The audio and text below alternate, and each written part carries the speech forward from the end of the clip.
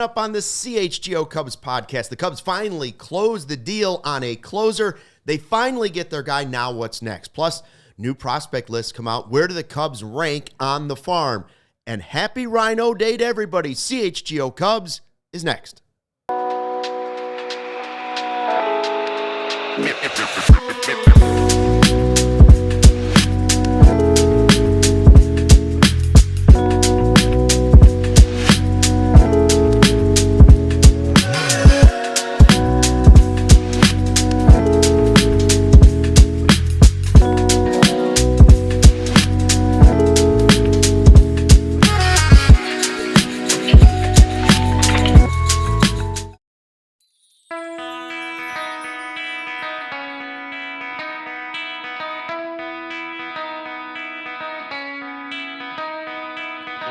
Hey, Chicago, what do you say? It's the CHGO Cubs Podcast coming at you live on Monday, January 27th. Luke Stuckmeyer, Cody, Delmendo. Sean running the ones and twos for us today. We're in Studio B. Don't want to tell you why. We've been shoved to Studio B. Anyways, we love it here, and we love you too. Hello to everybody in the live YouTube chat. Make sure you hit the like button on the way in.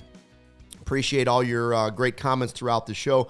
Want to point out before we even get started that the Die Hard deal has been extended. The new era Die Hard deal has been extended for just a few more hours. And right now, it's $48 for the whole year. Just a couple more hours, $48 for the whole year. So they'll bill you $4 a month annually.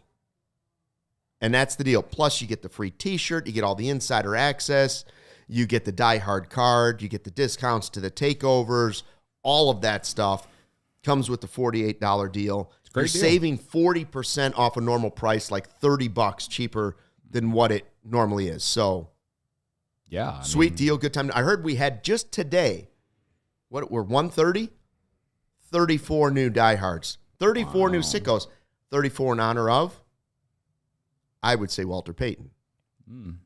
But there were some pretty good 34s in Chicago sports history. There's some good 34s in the I would say Walter Payton. However, number one, yeah. I've heard a couple hundred have signed up in the last few days, so that's pretty cool. Awesome. Welcome aboard. Well, Enjoy the ride. You're hopping on board for all the new Ben Johnson era stuff. You know, Dennis Allen being hired last night. Declan Doyle. You can get all that stuff. 28. Right. And offensive coordinator at 28 years old. Yeah, he ain't going to call plays, though. But also, just to be a coordinator or like a pretty high-level NFL coach at 28 is crazy. Yeah, absolutely. I was working in Lincoln, Nebraska. I mean, I'm 33, and I'm doing this instead of that, so I guess I should just be jealous. Can I participate if I'm not 28? I guess. Yes. Okay. At 28, I will be working here, hopefully. That's nice. Yes, I hope so too. I hope so too, Sean. That's a good point. But then also, baseball season's right around the corner. Yeah. And 49 days until the Japan series? I think so. Is it the Tokyo series or the Japan series? I would just call it the Japan series. Yeah. But less than 50 days till they start playing games that count. You know, spring training, we're going to, we have Friday 120 clubs. The Discord is such a big, fun part of the CHGO Cubs experience, at least in my opinion. I believe it's MLB World Tour Tokyo 2025 presented by Guggenheim. Yeah, I will never say that. Yeah, I'm unless they pay me, a separate amount of money, I will never. Yeah, pay me some money. I'll say that. I always refuse to say the bowl games who they were sponsored by. What am I getting out of it? Right. To call it the FedEx Orange Bowl. There was a free one. Anyways, the Cubs finally get it done. The whole weekend was kind of dragged out by are they going to get Presley, their closer, from the Astros? The deal was close. It dragged. Still pending physical, but he has reportedly decided to waive his no-trade clause for the opportunity to be the Cubs closer. Now, there were some reports back and forth that he wouldn't take the job unless he was guaranteed he was the closer. But you got to think that when he comes over, it's his job to lose somehow. If he pitched horribly in spring training, would they maybe have to be like, tough break, you're the setup guy? I guess, maybe. I don't know. But it's his job to lose. Absolutely. And you're excited about this? Am I excited about this? it's pretty inexpensive. I needed 2 days to get excited about this. But I love that it didn't cost them any of their top 100 prospects, and we'll get into the new prospect list that just came out. It didn't cost them a top-tier prospect. It cost them a single-A guy who's probably 4 years, 5 years away maybe even from getting to the majors. So Sure. No, I mean, it took me a day. Realistically, it took me a day to like buy in on it because I understand concern. You want to talk. You want to set the table with the good and the bad of this Ryan Pressly trade. The good is the guy pitches with attitude. He's been a closer before. He's been on teams that have been very successful, and he's experienced. So you do get a little bit of experience. And to me, the real upside is they're going to give you $5.5 million. So you're only going to pay him like $8-something a year this year, just 1 year. And so there's no big commitment to it. You still have money left, which we'll talk about, to do several other things if you want to. So we've been asking for depth. We've been asking for somebody who's been there and done that. The guy doesn't have to finish the season as the closer, but I want... Listen, it didn't work out last year, but I want somebody that can give some credibility to the bullpen. I know he has flaws. Every reliever has flaws, but I at least like the idea that they have pursued it. Would I have preferred Tanner Scott? Yes. Yeah. Well, as I said before we started, I was like, I'm looking forward to Godfather still being upset about it because we just know Godfather so well. And, of course, the first comment he says is still a typical cheap deal, this and that. Information came out just a few days ago that the Cubs actually offered Tanner Scott more money, and he still chose the Dodgers. So I can't be – not that I was really high on Tanner Scott to be a Cub anyway. I can't be mad at the Cubs about that entire situation at this point. As far as Ryan Pressly, everything you said about the good, the pedigree, the unmeasurables. Some people in the chat sometimes supposed to have a little chip on his shoulder, right? Some people in the chat sometimes get a little mad, more so probably at me than you, about sometimes looking at the stats a little bit too much. Right. And the only reason that I do that is because I'm trying to look at things a little bit more objectively because we're kind of forced to now with Ryan not here pushing us apart. Right. But still, I am a fan first, and I'm still looking at things through a fan's lens. At the same time, though, all the unmeasurables, you want to talk about dog mentality, you want to talk about been there, done that. I mean, the guy, when they won the World Series in 2022, the guy had incredible postseason numbers. He did. He had, He had 30 saves in consecutive seasons. Before they had the year before the first season, he had 26. So, and the only reason he wasn't the closer last season was because they signed Josh Hader. Now, was the reason they signed Josh Hader was because they started to think down on Ryan Pressly? I guess you can make that argument. He was declining. I think you can also make the argument that using him in a role that he had to transition to maybe wasn't beneficial for him. Craig Kimbrell is a great example. Craig Kimbrell, in his best years, was always better coming in the ninth inning with a lead, right? So, yeah, I think that all those things are why I like the move, all those unmeasurables. And the fact that he has recent success, even last season, despite the fact that he didn't have as great a season if you look at the under-the-hood numbers and you just look at his overall numbers as well. Like his K per 9 went down. His his ERA around the same, but his expected ERA was closer to 4. So, 3.5, almost 4 ERA. If that's going to be the guy that's closing games for you, I have some concern about that, right? Now, you look at his baseball savant, he still has a really high ground ball rate, and his whiff rate is still in like 80th percentile, which is solid, or chase rate. And he should have a great defense behind him. Right? I think all those things give me some form of optimism. That said, he's 36. And that said, I don't know if he will bounce back into going into his last year of this contract. Now, I will say he'll be motivated because if he wants to keep playing and get another contract that's worth that someone will give him money to be a closer, then he has plenty of motivation to come out and save 25 to 30 games for the Cubs in 2025. And I will say, I do think he's better than Hector Neris because at least he's been closing games for the Astros when Hector Neris was for sure signed to be a middle to late reliever for the Cubs originally. Yeah. Right. So I think my pessimistic, irrational thoughts are all like whenever he first were getting linked to the Cubs late last week was that it's the Astros. He's old. I'm getting Hector Neris vibes. Yeah, PTSD. PTSD, right? By the way, happy Hector Neris Day. This was 1 year ago today.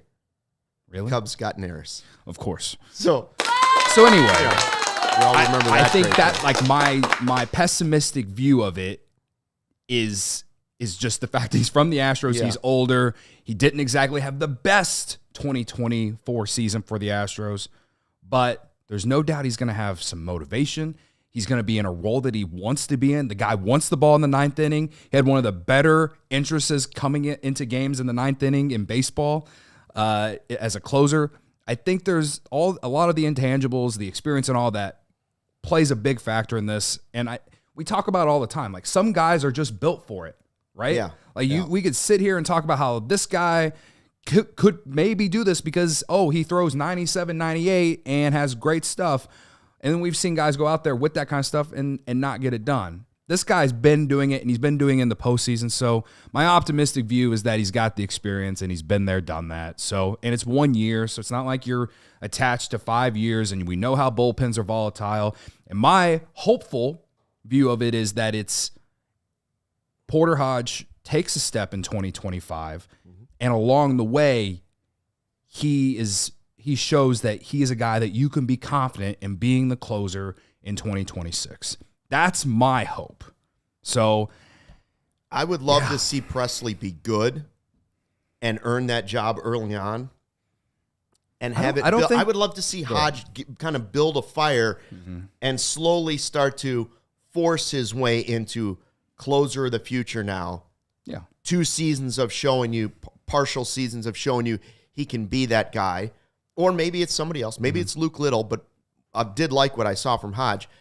And they slowly force their way to then making Presley, who'll be getting older as the season goes on, slowly start to give some of those save opportunities away and just kind of become a depth guy. I also love the idea, if they've told us they're going to spend this Bellinger money, that they still have roughly like $30 million left. So I don't know what the next... Yeah. I don't know what the next piece is. We can talk about Bregman in a second, but I would love to see them not make it just, hey, we added Presley and we added Morgan from the Indians, Guardians. Sorry. Whatever. Yeah. You're really staring at that 2016 World Series. That's You're just right. really thinking. That's right. I would like to still see them do David Robertson or somebody else along that line so that they have multiple players like Presley that have been there, done that, and they're not at their peak, but they're right at that fringe where they can hold the fort down if Porter Hodge does a little bit of a second-year roller coaster. Yeah. I forgot to add one of the points that has me concerned is he had the lowest fastball velocity of his career last season at like 93.9. But most of his average fastball velocities over the course of his career, like the highest he had was 96.1. So he's always been a 96 to 94 type guy. So if we can get it back up to 94, 95 to go with all the breaking stuff that he has that is clearly shown to be very good throughout his career, or maybe the usage of his fastball just goes down, I guess, perhaps, we get what we hope. Can I dork out a bit? Sure. Yeah. Okay. Who's the GM for the Red Sox now? Craig Breslow, right? Former Cub guy. Yep. What you have seen from Craig Breslow and the Red Sox in his first year was abandoning the fastball completely. So maybe that is an option for Presley. In 2023, he was at a 126 stuff plus for his fastball, and you talked about the velocity, and this is his 2024 velocity up on the screen right now. The highest he was at was June and July, as you said, around like 93.9. But at least looking at his slider and changeup, those were both like 25% better than an average pitch. So if they really just go fully into the breaking ball, and maybe he does just save all the velocity he can for the few fastball he saves, maybe he can be effective. Like I think that this is the smarter way of building out a bullpen, except, outside of giving $15 million or whatever it would be to Scott for 4 years. Like, at least if Presley's bad, he won't be on the team next year. Yeah. That's true. And I also like the variety in the bullpen. Like, I like that Hodge can throw hard. I like that Little can throw hard. And then this guy doesn't have to throw hard. And if you kind of put him in the middle, eventually, somewhere in the season, that might work out too. But I think that they're starting to build up at least options where you can say, okay, that guy could have a good season. That guy could have a good season. Sooner or later, some of those guys have to pitch pretty well, unless they're not. But I have a question for you when we come back from break. Oh, what a tease that is. Let's talk to some of our sponsors and tell you all about them here. Save on the new car for you and stick to your New Year's goals by shopping Ray's Resolution, going on all month long at Ray Chevrolet in Fox Lake. Head in today to shop their huge selection of new Chevy models with special New Year's prices. Right now, take 10 to 20% off MSRP on select new Chevy models or shop over 125 vehicles priced under $20,000. As one of the top-selling Chevy dealers in the Midwest, you're always able to shop one of the Chicagoland area's largest Chevy inventories. Visit our partner this January at their location on Route 12 in Fox Lake or at raychevrolet.com. And if you've heard of Ray Chevrolet, then you certainly know about Ray's Price Promise. Their guarantee to make your next vehicle more affordable than ever. That's because no price changing, no add-ons, no hidden fees. The prices we're telling you about are the same ones you're going to see online or in person. Shop great prices on new Chevys with Ray's Resolution going on this month by visiting Ray Chevrolet in Fox Lake or raychevrolet.com, serving the community since 1963. Together, let's drive. Again, 10% to 20% off MSRP on select new Chevy models. They've got 125 vehicles priced under $20,000. Dang. After you pick up your new car, you can drive it to wherever you're going to watch the game. That's right. You got the United Center, Bulls, Blackhawks. I know Sean's a fan of this, but like we are in getting in the heart of college basketball season now with football almost coming to an end. Make a drive up to Evanston to Welsh Ryan Arena. You can be like me and drive all the way to Champaign to watch your favorite college basketball team. Illini beat them, right? Yesterday, yeah. I mentally needed it for my own health after what happened against Maryland on Thursday.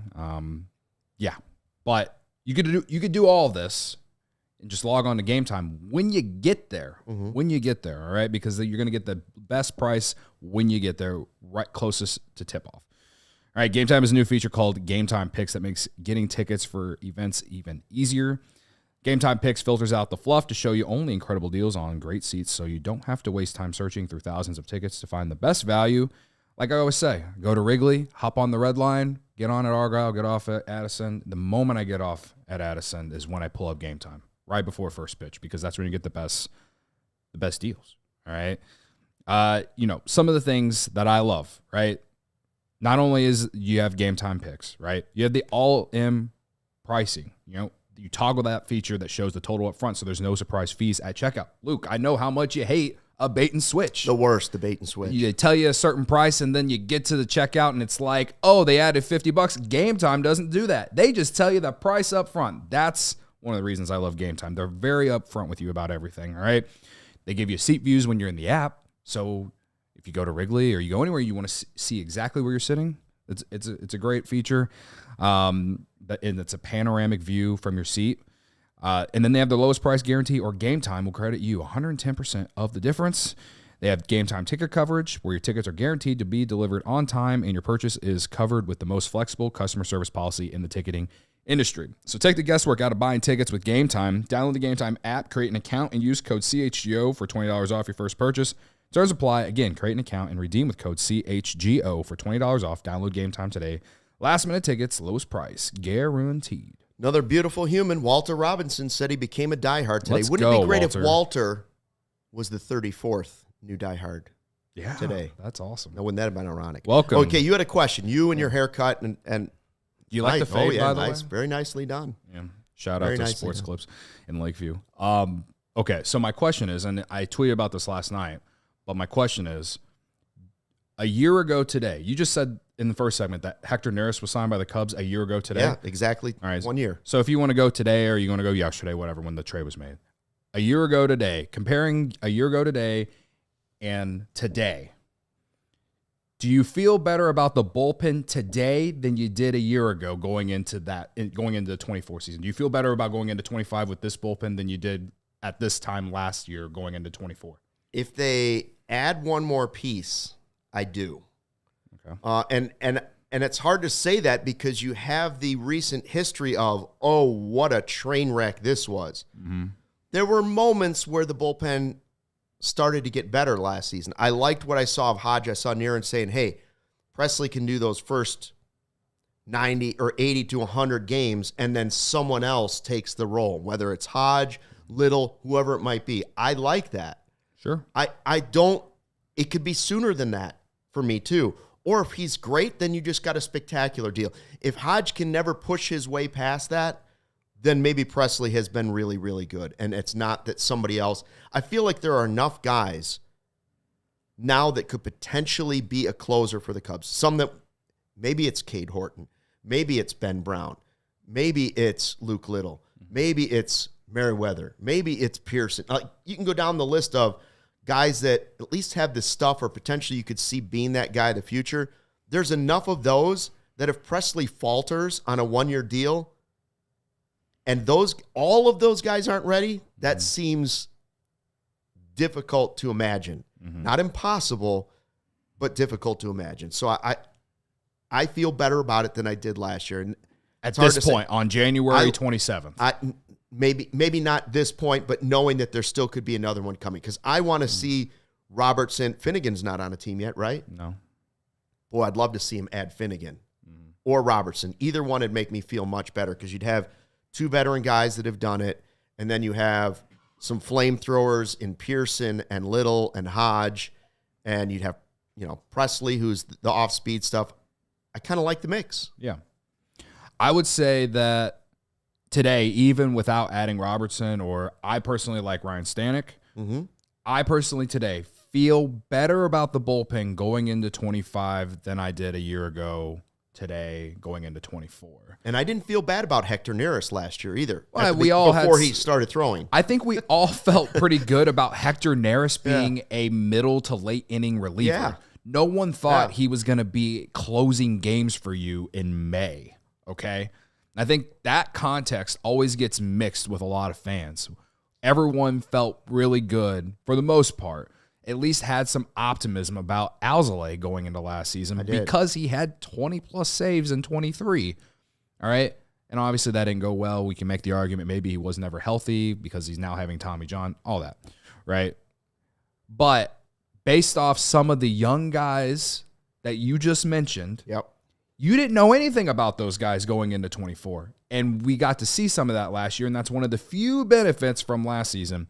Now you go into 25 knowing a little bit more about that. We all feel really good about Porter Hodge, optimistic about Porter Hodge, right? I feel like Nate Pearson is someone that people keep forgetting. I mean, the Cub, like Jed Hoyer picked him up at the trade deadline for a couple, low or high A minor leaguers. Obviously, maybe there was a double A in there. A guy that could exceed projections, sure, but Cody. He was once a top 10 prospect in all of baseball. He throws hard. I think there's a change of scenery, as we always say, can help a guy, and I think the talent is there. I feel pretty confident about what Tommy Hotovy and this pitching infrastructure can do. We've seen them do it. That's the only reason that I feel good about it, right? And I could say that about so many other guys. But at the same time, though, it's not like I feel like I'm hoping and wishing. We actually have seen some of these guys have success. Luke Little would probably be higher on people's radar if he did not get hurt, because before he got hurt, he was going through a great stretch of cementing himself as being a late inning reliever for the Cubs. Him and Hodge both were taken off at the same time. It's crazy how they're both like best friends, right? So you have those two guys, Pearson as in some sort of role. And again, I don't know how they plan to use Ben Brown, but he displays the velocity we like. We've seen him have success in both in the bullpen and as a starter. However they want to go about it, we'll see. I'm here for any of it because I think he's that talented. The point is, again, that there's actual success that we've seen some of these guys have, and I don't feel like I'm sitting here hoping and wishing that some guys are going to break out and be the reason that they make the playoffs. I think there's reasonable optimism that fans can have about a lot of those guys. The word you used is correct, reasonable. It seems like it's still hoping and wishing, but it's more reasonable hoping and wishing than it was a year ago because of what you've seen in pieces from each of those guys. I keep saying, don't forget Merriweather. Like, if he comes back, like, he's another guy that could be in on that mix. And I keep forgetting it's possible, about him. but it's possible that Ben Brown goes into the rotation and eventually Assad goes to the bullpen and becomes one of those guys. So I do like the numbers. I saw Niren say package some of these guys and get real players. this is not intramurals, it's Chicago. Well, if some of them do well, you might be able to still package them. I don't know if it's time to do it yet because I don't know if they've reached peak value. That's for sure. Now, I think to answer that, you remember at Jed's season-ending presser, he openly said, he admitted that he didn't go and get enough depth for the bullpen. that's right. I feel like he's learned his lesson. They've certainly gone and got guys, and I tend to lean with what Sean has kind of said on while being our producer in some of these shows, where I've just never been someone who wants to go out and pay for relief help, like a lump sum of money. That's why I wasn't like seriously upset about not getting Tanner Scott. I would have been excited, and it would have been like, yes, you just cemented who's your closer for the next 5 years or whatever. But again, I've never been high on just giving a bunch of money to relievers. Just never have. But given how they got Presley, I can get on board for that for 1 year, and we'll see what happens.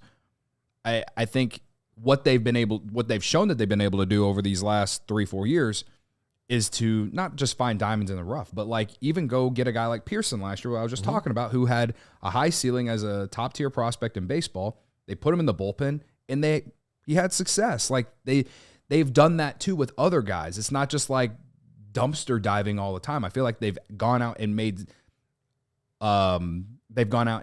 like smart moves in the reliever market to where you're not investing a ton of money in that holds you back from spending money on guys who are going to play every single day. Now, yes, do I wish the Cubs wouldn't cap themselves at that first tier luxury tax? Of course not. I wish they didn't. In that way, it wouldn't freaking matter. But this is reality, Luke. There's several names still that you hear kind of talked about, and somebody just mentioned it in the live YouTube chat, talking about the sheriff, Andrew Chafin. Yep. Okay, so would you rather see the Cubs right now? Again, if it's $30 million, fine. If it's $20 million, whatever. We know they still have prospects to go out. I just don't know a team that's going to give away a frontline closer right now before the season starts, because I think too many teams want to sell the season tickets and want to tell their fan base, we might have a shot. You never know. So I think it's looking more and more likely that they're going to hang on to these key prospects. The top 100 guys. I agree. So would you rather have Finnegan, Robertson, the sheriff, something like, a mixture of something in that to go with what you already have in Morgan and Presley and some of the other veterans they have? Or would you rather have them go back and start peppering Jack Flaherty to see if you can get Flaherty? Because he's still on the market too, correct? He is, yeah. Would you rather have that starter? So now if the rotation is locked up good, now some of those pieces can be versatile relievers as well. Fix it that way. At least looking at the bullpen, there's one righty right now, and it's Thielbar. Outside of that, it's all righties. So I think Chafin makes sense because he's a lefty. I mean, out of all the names, Robertson. Luke Little's a lefty too. True, but at least free agent-wise. Okay. I mean, Robertson and Finnegan are both righty. So, I mean, Chafin would make sense from a free agent standpoint, but you're bringing up Flaherty. If you're spending this much money, the real Carter Hawkins, who absolutely is 100% Carter Hawkins. Absolutely. We appreciate his support. Don't let the facts get in the way of a good story. He controls the checkbooks, and that's why he's telling us the Cubs have $49 million until they hit that first luxury tax threshold. But you want to save some. In Houston, why? The talks in Houston are that Bregman's being offered $156 for $6. Mm-hmm. That's $26 million a year. The Cubs did it with Bellinger. Like, could they offer him $130? Could they offer him $132? You still have like $15 million still until you get to the cap to bring in Bregman, and then maybe you find some of just like those lower lying bullpen arms rather than like maybe a stud. The head guy in Houston this week, they had their fan fest, and he was like, the door's cracked because of the Presley money. I really think they're not dumping Presley as much because it's the last year and they think he's massively declining. Nobody wants to just get rid of arms that could be valuable for you this season. Even what they were going to pay him at a full rate wasn't going to be crazy. They're trying to save as much money as they can anywhere they can to somehow get Bregman to stay. Altuve has said he will go play a different position, and then Paredes would move to second base, Altuve would move to left, and Bregman would go back to third. That's how desperate they are to try, and I think he's going to end up going back to Houston. Yeah, I tend to think so too. If if Alex Bregman is a Cub, as I've said, and I'm not getting off this, he will be a Cub if he takes a 2 or 3 year deal with an opt out after 1 year. And do the Cubs want to say goodbye to a 2nd and 5th round draft pick for 2025 or 26, whatever it is, for 1 year potentially of Alex Bregman? No. And honestly, I don't think that's good business anyway. If you're going to go get an Alex Bregman, go literally invest in the guy to be your third baseman for the next 5 years. Because if you sign him, you're going to have to give away draft capital, international free agent money, pool money. Like, as much as I don't care, I just know how this organization is operating. And that's I'm just living in reality of the fact of the matter. That's all I'm doing here. If it was up to me, they would meet at whatever you got to do to maybe bring in Bregman. Because, yeah, I think we both could sit here confidently and say, they could use that bat. There's more certainty at third base. And then Matt Shaw can maybe be that super utility. Mm-hmm. You know what I mean? And it'd be a soft landing spot for him, perhaps more so. And you can maybe find a real position for him full time in 26. I don't know what to expect out of Matt Shaw in 25. The projection systems love him in 25. But Alex Bregman is Alex Bregman. We will get to prospects in a second. First, a word from our sponsors. Whether it's pro or college, the app to bet football is Circa Sports Illinois. Circa Sports is sports betting the way it should be. Circa Sports Illinois has high betting limits, low holds, and exceptional customer service. I saw President Trump was there. Bet on all your favorite teams in every game this season. Spreads, props, futures, or in-game. Circa Sports has it all. Fund and bet like a pro from anywhere, anytime in Illinois. Download your new bookie today at circasports.com. Must be 21 or older. Gambling problem? Call 1-800-GAMBLER. Trump was at Circa Sports in Vegas? Yeah, he was with Derek Stevens, was showing him around. Oh, okay. Well, I'm sure you had a great time because I love that place. When you go out to Vegas and go to Circa Sports, you got to get your shady rays because we know how warm it gets out there, but also and the paparazzi. Sun. Yeah, trying to get pictures of your beach bod and all that stuff. Don't let the facts get in the way. But yeah, you're going to need those shady rays, especially with, spring's right around the corner. I'm counting down the days to St. Patrick's Day. We're getting there. We're at the end of January. The sun's been out lately, and it's only going to get warmer as we move along. You're going to need those sunglasses, all right? So get ready for the season ahead with quality shades built to last. Our friends at Shady Rays have you covered with premium polarized shades that won't break the bank. Shady Rays is an independent sunglasses company offering a world-class product rated 5 stars by over 300,000 people. Their shades have durable frames and crystal clear optics, making them the perfect choice for all outdoor adventures. They have hundreds of options to choose from, so you're bound to find the perfect pair to match your style. And they probably have a style for your favorite team's colors. Plus, if your shades ever go missing or take an unexpected hit, Luke, don't sweat it. They have the most insane protection in all of eyewear. Every pair is backed by lost or broken replacements. If you don't love your shades, exchange for a new pair or return worry-free within 30 days. There's no risk when you shop. Their team always has your back with personal and fast support. Exclusively for our listeners, Shady Rays is giving out their best deal of the season. Head to ShadyRays.com and use code CHGO for 35% off polarized sunglasses. Try for yourself the shades rated 5 stars by over 300,000 people. Was with a group of friends this weekend. Shout out to, we'll just call him James. That's his name. He was wearing he was wearing sunglasses, and I was like, "Oh, where'd you get those?" He's like, "Oh, I got $9 at Walmart." And he was like, "Yeah, I keep losing them all the time." And then I told him, I was like, "You got to hit up Shady Rays because if you lose them, they'll just send you a new pair, and these are nicer." I'm just saying, way nicer. And then he was like, "I'm gonna have to check that out." And I was like, "Yeah, you are." Yeah, and make sure you use the right code. And use the right code. Yeah. CHGO. CHGO. Yes. You mentioned Adbert Alzolay and how we felt about him going into last season, the injuries and all that stuff. Saw over the weekend that he signed a 2-year minor league deal with the Mets. He, of course, won't pitch this season because he's had Tommy John surgery. But, wish him well. I mean, he was in the Cubs organization since he was 17 or 18. So he's like Wilson Contreras in that way, where he only knows professional baseball as a member of the Cubs organization. Loved being a Cub. Was loved in the clubhouse. I feel bad that the way the injuries have gone. I love the fist pump. I was all about him being a closer when he first started doing it. think we all were. But I think we're going to transition here to the prospect talk because the new prospect list came out as the season happened. And by the way, hit the like button, please. Please hit the like button. We had 38 right now. We got 163 people watching. That's right. Presley's giving a thumbs up. That'll work.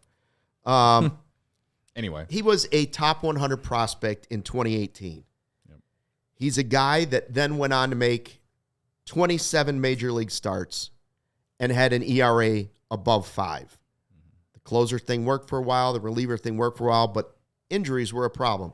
He was a top 100 prospect. So keep in mind, when we go through these lists, they are not set in stone. They're just not. Before we get to the list, I just want to say that ALLCITY, I feel like he's a guy that maybe we might have put too much stock into. As we might with some of these guys that are in the top 100 list. You might not put enough stock in it. But to play devil's advocate to that, it's not like the farm system was at when he was a top 100 prospect. The farm system is significantly better all across the board. Not just guys who are in the top 100, but just depth-wise, organizationally. How many trades has Jed Hoyer made where he has not had to send a top 100 guy outside of Kyle Tucker, who, listen, he was just listed number 2 on MLB's top 10 right fielders the other day, okay? So if I have to give up Cam Smith for a guy like that, who they better extend long-term, and again, we'll be talking about that all year. If you have to trade Cam Smith for someone like that, of that caliber, okay, twist my arm. But the point I'm making here is that organizationally, the farm system is significantly deeper and better than when ALLCITY was a prospect. So at the time, fans were clinging on to the one guy that we got, So I think that's important for context. Listen, there's the flip side to it. It's just not an exact science. We're talking about the improvement of humans and athletes. Is there anything more just crazy out there? Is just look at yourself and say, are you improving the way you want to improve? Mm-hmm. Not necessarily. Some people move faster than others. That's just the way it is. So Adbert was a top 100 prospect who sort of flamed out with the Cubs because of injuries. Flamed out as a starter, then the injuries continued, flamed out, and now is on a minor league deal with the Mets, and we wish him well. Was a super nice guy to us in our podcast. On the flip side, today's the 43-year anniversary of one of the top 2 trades in Chicago Cubs history, one of the greatest trades in baseball history for the Cubs. They trade Ivan DeJesus to the Phillies for Larry Bowa and Ryan Sandberg. Now, Sandberg was not the frontliner in the deal. It was about getting Larry Bowa and his veteran presence to be there. And Sandberg breaks in eventually at third base. I was devastated as a kid because I liked Ivan DeJesus. He slid head first. The front of his jersey was always full of dirt, right? And so I was not happy about that trade when it first happened as a kid. The guy goes on to the Hall of Fame, 9 straight Gold Gloves, 10 straight overall, Silver Sluggers up the wazoo. Easily Mount Rushmore of Cubs baseball. Right. So he was another player, just like when they got Kyle Hendricks. You weren't saying, ooh, this guy's a top 10 prospect in baseball. So when we talk about these prospect lists, don't put too much into it. Don't put too little. Pay attention to the names because you'll probably see some of them, but don't be disappointed if they're not all Chris Bryant, Anthony Rizzo, right? I just think you're saying this to not put too much or too little, and just it's a roller coaster. Just based off our YouTube chat of the last 3 years where we're talking about rebuilding and prospects as much as we have, no one's going to do that. Everyone is so hot or cold on it. The reactions to Irrational is our middle name. The reactions to the tweet last night that I sent from CHGO Cubs of the rankings for MLB Pipeline's top 100, where the Cubs only had one guy in the top 50.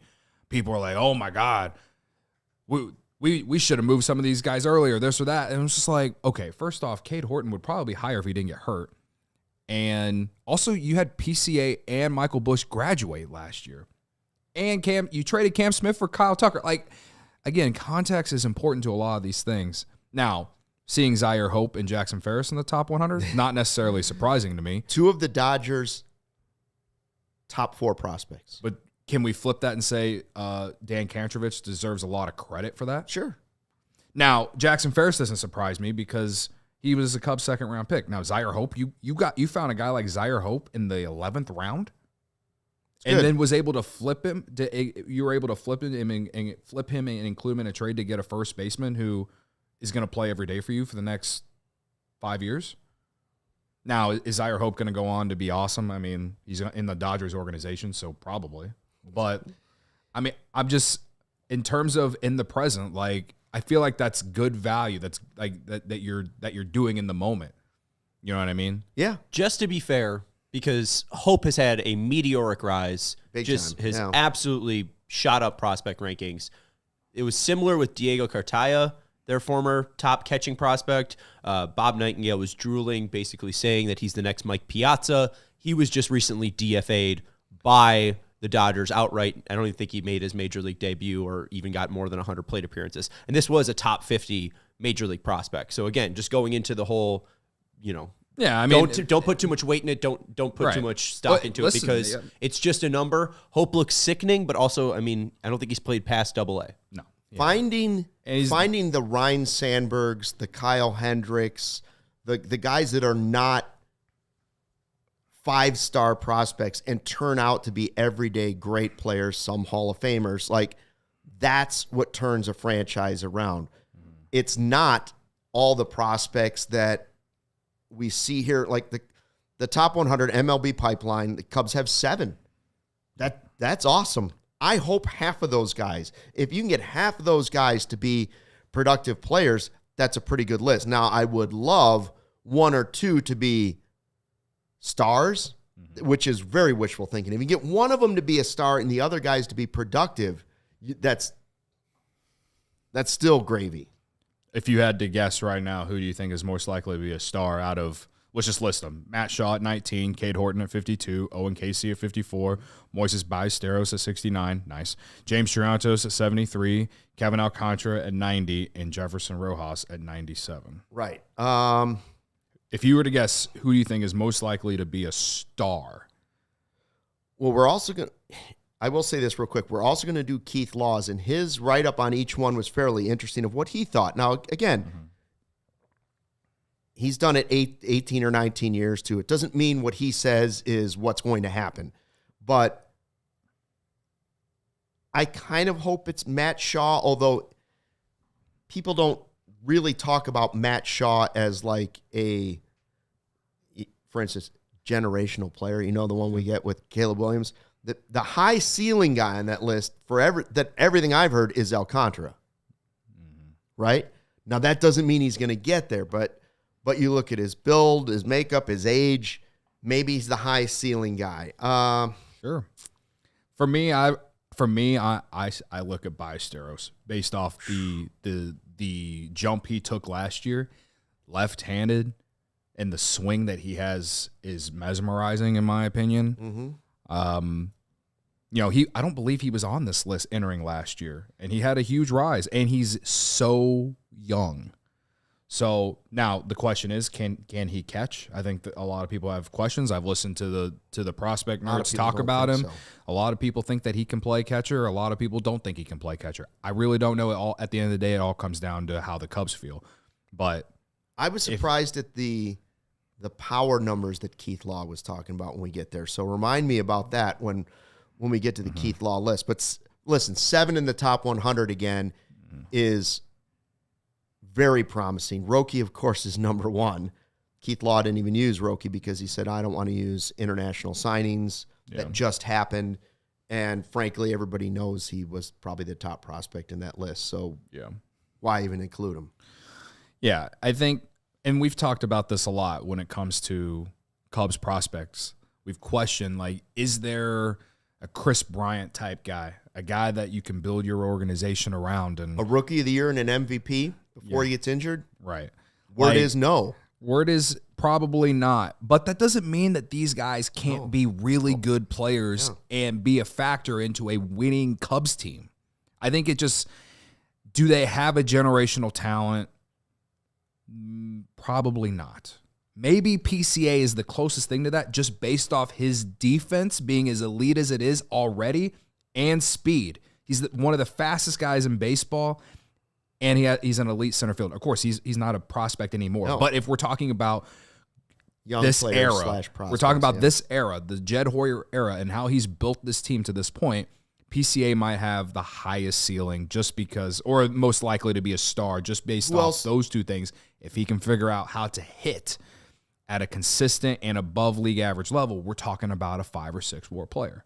Who else do you want to put on that list? Like, okay, these are true prospects because, well, Alcantara's seen the majors, but like guys that really are considered prospects, right? Mm-hmm. So here, those are the 7. But do you want to expand it for saying prospects / super young, PCA, Ben Brown? Who else do you want to expand it to? Porter Hodge, Luke Little.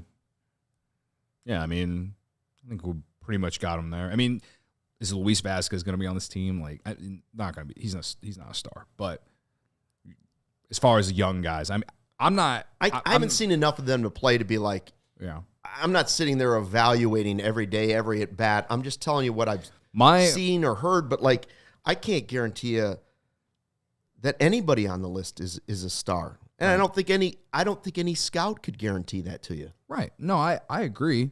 The only ones that I feel like scouts are guaranteeing are the ones that are probably in the top 10 of each list going into each season. If we look at Pipeline's top 10 guys, I mean, we all wanted Roki, you know. Sure. You know, there's other guys in that top 10 in all of baseball on Pipeline, and Keith Law is probably that. You can make the case that guy's going to be a star. Of the Cubs guys, like, yeah, I mean, I can see Shaw being an all-star one day. I can see it because I think he's going to get the opportunity to play every day, and the Cubs clearly love the guy.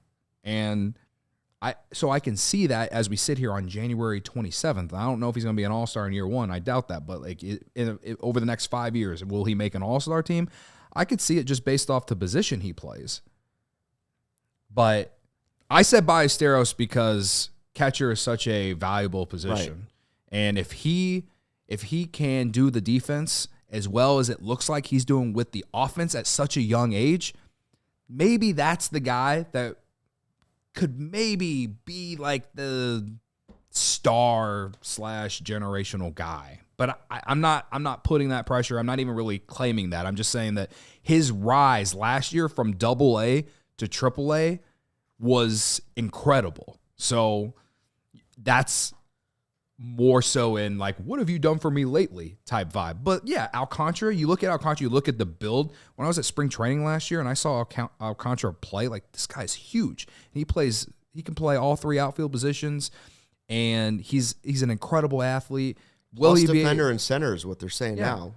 Will he be able to hit? Like, that's a big, like, he clearly has a power. It's just more about, I think consistency is a big thing for him.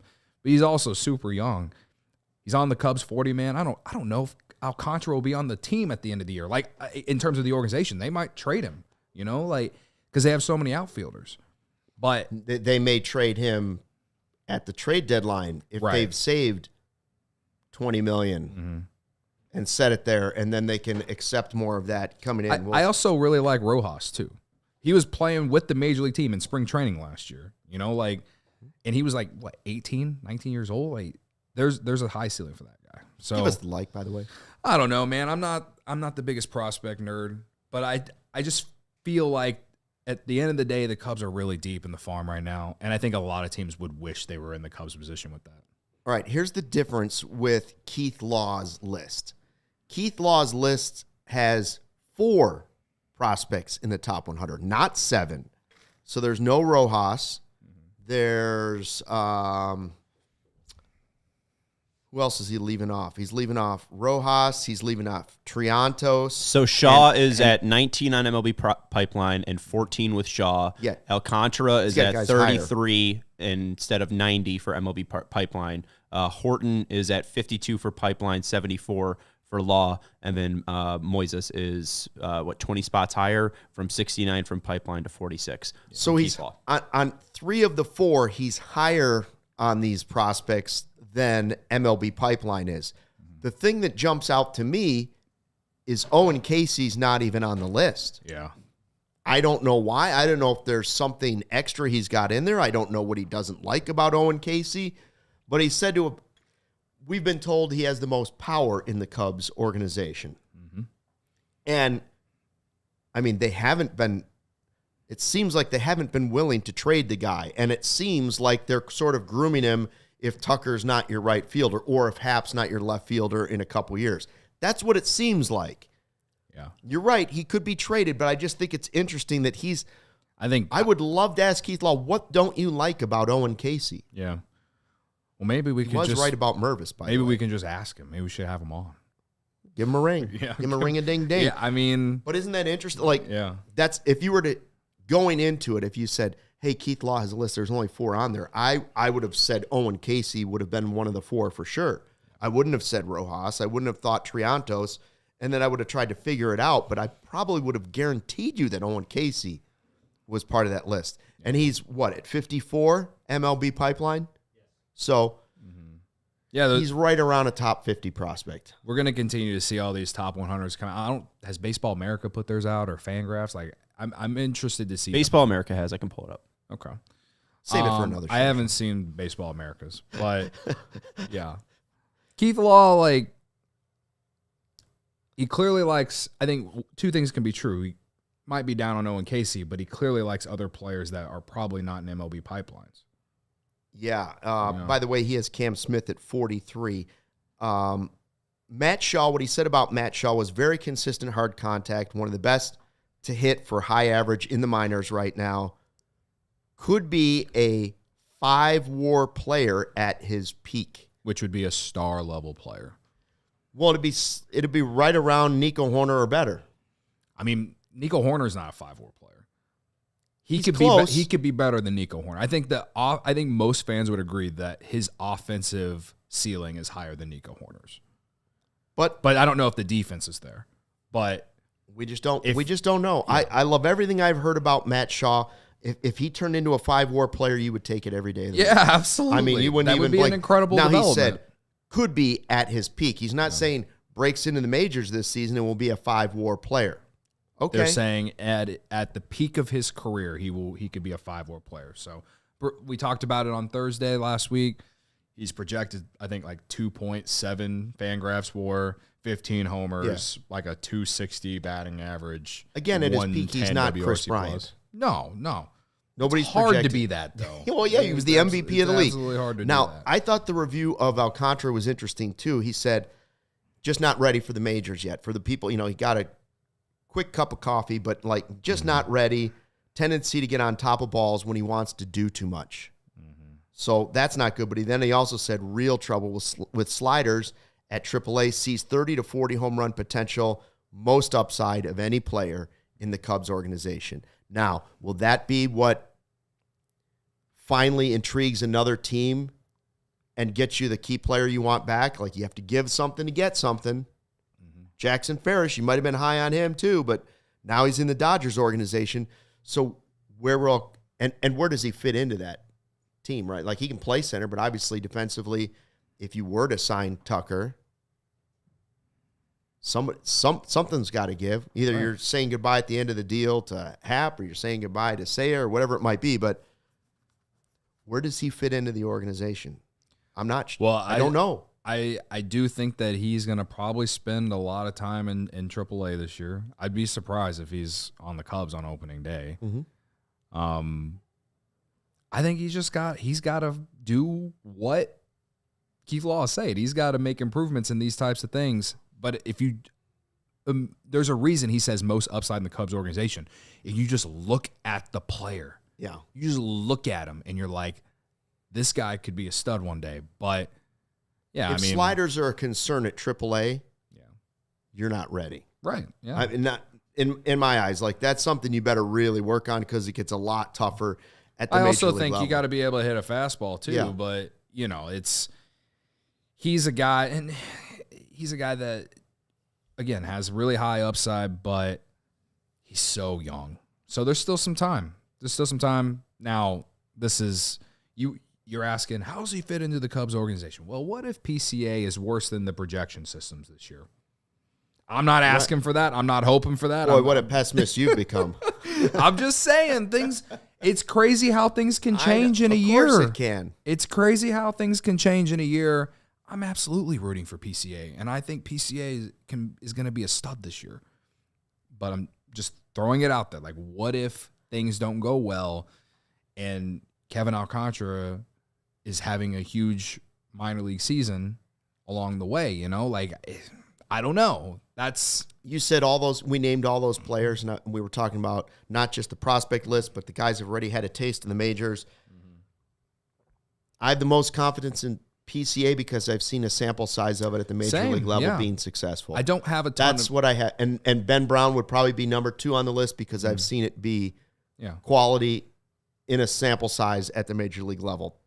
I just don't know. Like, Ballesteros, Law says one of the best pure hitters in the minors, period.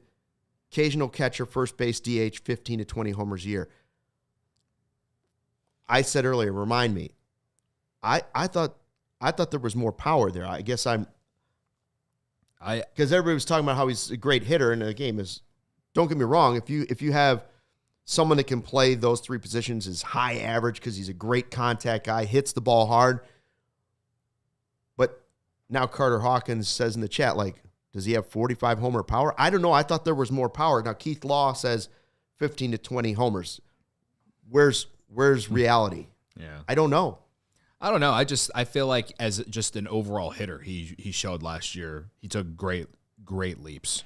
And hell, we had Alex Cohen on here, and he told us straight to our faces that he thought that he could come and hit in the majors right now. Yeah. You know, and he watched him every day at AAA. And where do you put him on the roster? Right. Like that's right? That's a situation. If he's on the everyday team, where is he going to get playing time? Because you don't want, I know you have to kind of figure that out eventually, and you have to deal with it sometimes, but you would like him to get serious playing time if he's going to be at the major league level. Sure. And just because Cody brought up the top 100 from Baseball America, comparing that to pipelines, I know you said save it for another day. You can talk about it another day. You can do a diehard read after this, whatever. Matt Shaw, 19th on MLB pipelines, 26th on Baseball Americas. Moises, 69th on Pipelines, 73rd on Baseball Americas. Owen Casey, 54th on MLB Pipelines, 77th on Baseball America. And then Cade Horton, 52nd on MLB Pipelines, 85th on Baseball America. And those are the 4 that made it to Baseball America's Top 100. Well, I think someone in our chat, or not, maybe it was the Twitter comments yesterday, said, well, Jim Callis, who does Pipeline, he like works for Marquee, like, so he's super nice about Cubs prospects. Right.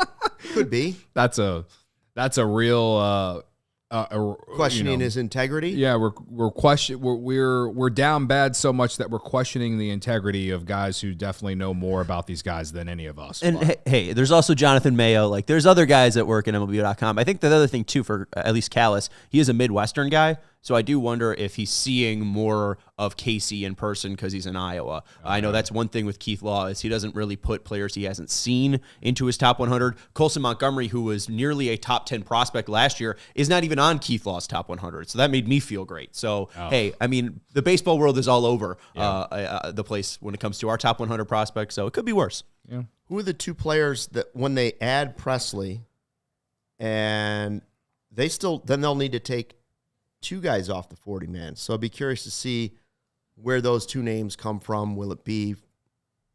I don't know. I don't want to say a name because I'm not sure, but like somebody's going to come off the list. I can't believe that Gavin Hollowell has made it on the 40-man this far. So that's one for you. I think that there's something about that guy that they really like, or maybe this is the guy they take off. It's just that all of the crying for the Madrigals and the Mastrobonis have been answered. So now it's people are starting to get a little itchy when they see a name come off the list. Yeah. And that's obviously a good thing for your organization. If they start releasing players that somebody was high on. Well, I mean, okay. We talked about Michael Arias. He was a guy that the organization hyped up to us. You know, so I understand why fans are upset about that. You didn't get anything for him except for, I think it was cash considerations from the Yankees. So whatever, you know. I will assume it will be Hollowell that they remove off the 40-man for Presley. But as Bruce Levine tweeted yesterday, Robertson and Stanek, they're in conversations with. So they're going to add another one. Make it work. I'm with you as we round out the show. Those are the two guys that I'm into to add with Presley, and I'll feel good about the bullpen on opening day if they do that along with you. Before we go, don't forget about the hit the like button. Don't forget about the Die Hard deal that we got going for a couple more hours. It is the new era Die Hard deal because the Bears have started a new era, and maybe the Cubs have too, we hope. $48 for the year, $4 a month. Can't go wrong. It's 40% off right now. That saves you about $30 off the regular price for a Die Hard. You get the free T-shirt, you get the Discord, you get the card, you get the vibes, you get the content, you get the newsletters, and you get the family. Cody, Yeah. the family. Speaking of the family in the Discord, I did put in there, hey, we were going to do a mailbag today, and we just didn't have time to get there. We'll take them tomorrow. So we'll probably keep use adding them tomorrow. in there, Yeah. and we'll use some of them tomorrow. Yeah. We're going to start doing some rankings of positions, too. Yeah. For different guys, right? So we appreciate it. Thanks to everybody that joined in the live YouTube chat. Still not 100 likes. I don't like that. What are we up to We now? had 200 Sean? people in here, and we didn't get 100 likes. 200 people watching, 66 likes, so at least 3 Do the more. math. That'd Do be the a math nice for me. number. I can't do that math. I asked for Would be 7. We nice. need like 4 more likes. Would be 4 nice. more would be nice. We'll sit here and It's wait. not like we ask for too much. No, let's here. just end the Let's show. just go. All right, They can thanks for just- watching. They'll like it after. Appreciate the it. We'll see you tomorrow at 1:30. Until then, fly the W.